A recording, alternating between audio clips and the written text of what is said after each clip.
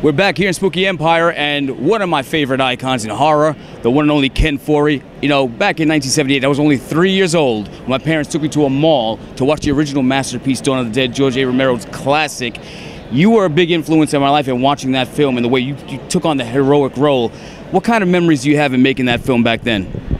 We had a lot of fun. It's like getting up every day and going to an amusement park and going to every ride. It was, who doesn't want to be in a mall during a calamity and having it for yourself and doing all the things that you want to do. You're shopping every day. You're going, oh man, we had everything. We had money. We had the use of all the refrigerators and all the food and clothing. And it was a wonderful little adventure, and we enjoyed it.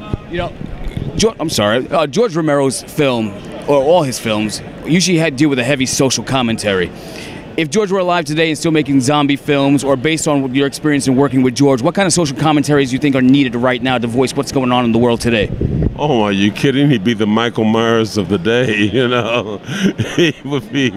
He'd certainly have a lot to say about the current situation. I'm sure he would do something with the Congress. I'm sure, with politics as we're experiencing today. But you know, that's George, and that was his time. I knew him when I knew Dwayne when he did Night of the Living Dead before he did it. I knew him after, and George had plenty of opportunities to express his concerns and his I guess his thoughts and philosophy about where we are, what we're going to be, where we're headed. You know, so he wasn't just making horror films; he was making political statements. I think he was. I think most people think he was doing both. I think if you're in this business and you're creative, you got to say something. You know, there's got to be some statement made, unless you're just doing slapstick comedy. And even with that, Laurel and Hardy, I guess there's something that they were getting across to us. I guess the Marx Brothers they always had some kind of double entendre kind of thing going on.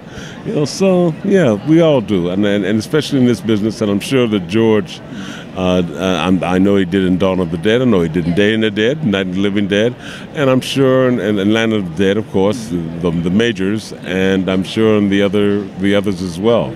You know. So, I'm a big fan of your work, okay, but I have a constructive criticism, not towards you. And there are certain films. Well, no, I mean, I like your work. Hey, listen. As long as you're paying me a grand, you can say what you want to me. My thing is, I feel like there's certain films that should never be remade. Dawn of the Dead was one of them. Oh, and a lot of people felt that way. Yeah. What do you think of the feedback was in that film? I'll give you mine. It was a little harrowing. They had, you know, a lot of people were talking about, you know, doing crazy acts, and you know, fans were in an uproar, and they didn't want it to happen. They thought it was you can't touch the sacred cow, that kind of thing. So they didn't want it a remake made, and so it was nipped and tucked there for a while. Certainly whether I was going to be involved in it for those reasons alone, and maybe some of the other people felt the same way. I know. See, I don't have a problem with Zack Snyder's work. I just feel in taking that movie, he didn't understand the importance of the original film. And when I look at the film, yeah, your movie was about 4 characters, but the 5th character was that mall. And once Savini's crew comes in with the motorcycles and they take over the mall, it's like Roger getting bit again. And I feel that Zack Snyder missed the entire opportunity there and missed the message of what that film was really about. Well, I thought Zack Snyder created a very interesting and very good horror film. I think he tried to include as much of, you know, our story as he could. When you leave the mall, you leave the mall. Okay, yeah, you know, and it was kind of a surprise that they left it so suddenly. But I thought that they had so many other great shots, scenes that really were compelling, and So I didn't miss it as much as I thought I would. But you know, I did. But I said, okay, let's see what they're going to do with it, because it's their story now, and they're going to change it. I thought the scene. I tell you, some great shots. My God, they had the one where the bus leaves the mall, and the Hitchcockian shot up over there, and all the zombies collapsing on the school bus. Great cinematography there. I love that. I just thought that they did. They were very creative, and they did pay homage to us, and it was a compliment, and I'll take it as that. And they don't have to imitate. Imitation is a form of flattery, and I think they imitated it as much as they could, and put their own stamp with it, and it's a great horror film. And again, we mentioned before, you're a horror icon. Zach, when you hear this, car me, damn it. I'm saying nice things. Zach, cut the check, man. There's some work out there, my guy. Check, Jack. Just about to check. Yeah. And the script. Okay. Speaking of this work that you've done, you've worked with Rob Zombie numerous times. You've been in multiple horror films. We want to see more Ken Foree. Are you selective on the roles that you choose? I've got one coming that's on Netflix right now called The Rift. Serbian film.